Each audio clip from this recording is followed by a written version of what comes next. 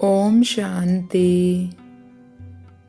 कालों की काल रूहानी पंडे मालिक सच्चिदानंद स्वरूप शिव बाबा की 1 मार्च 2022 की मुरली से बड़े ते बड़े हॉस्पिटल कॉलेज में पढ़ने वाले मोस्ट बिलवेड लक्की सितारों प्रति होमवर्क।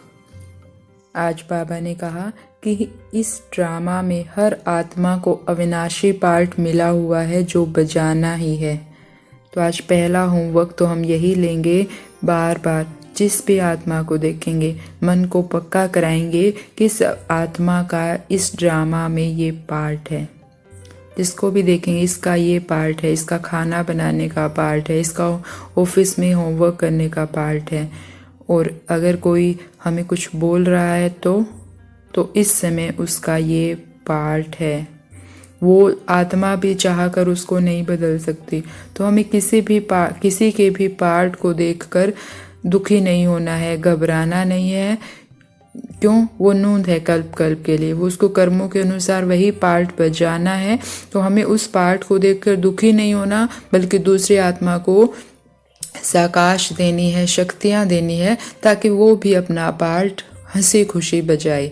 तो हर आत्मा का ये पार्ट है। जिसको भी देखेंगे इसका इस समय चलने का पार्ट है, इसका इस समय खाने का पार्ट है। तो इससे हमारा साक्षी दृष्टा का पार्ट भी पक्का होगा और ड्रामा के किसी भी सीन को देखकर हम विचलित नहीं होंगे, क्योंकि हमने ड्रामा का ये पार्ट पक्का कर रखा है। आज बाबा ने यह भी कहा कि यह बेहद की पढ़ाई है, बेहद की बादशाही लेने के लिए। अब जितना चाहे उतना लो, पुरुषार्थ की जय हो। कोशिश करो विजय माला में पिरो जाओ। मूंझते हो तो सर्जन राय बताने वाला बैठा है। तो आज बाबा ने कहा कि बाबा तो दाता है, भक्ति में भी दाता है, ज्ञान में भी दाता है। लेकिन इस समय क्योंकि तुम डायरेक्ट बाबा को देते हो, तो डायरेक्ट होने के कारण 21 जन्म का इंश्योरेंस मिलता है। तो इस पुरानी दुनिया को देख लट्टू मत बन जाना, देह अभिमान में मत आओ। अब तो अपनी बैगेज तैयार कर ट्रांसफ़र कर दो।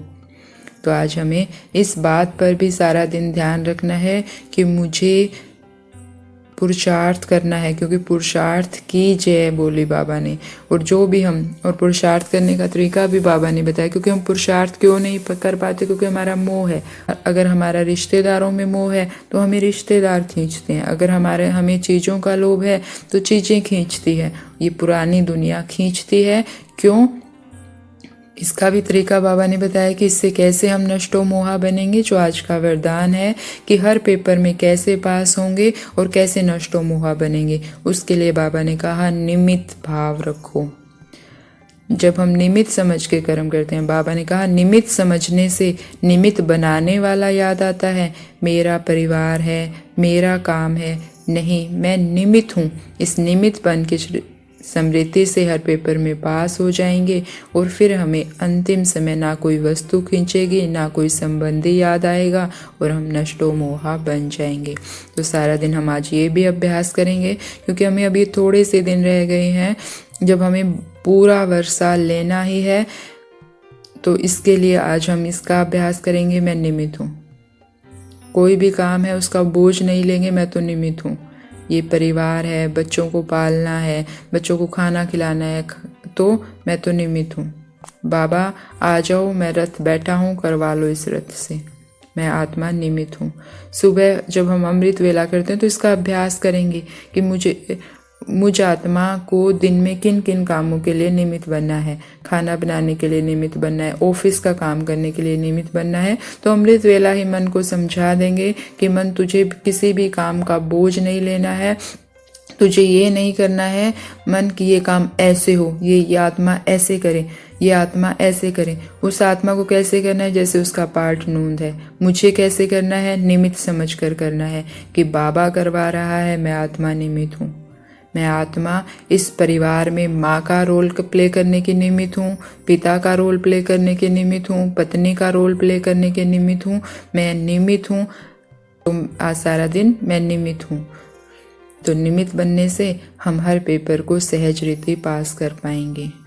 तो ऐसी निमित्त बन अपना श्रेष्ठ पुरुषार्थ कर विजय माला में आने वाले आत्माओं को ओम शांति। शुक्रिया मीठे बाबा, शुक्रिया।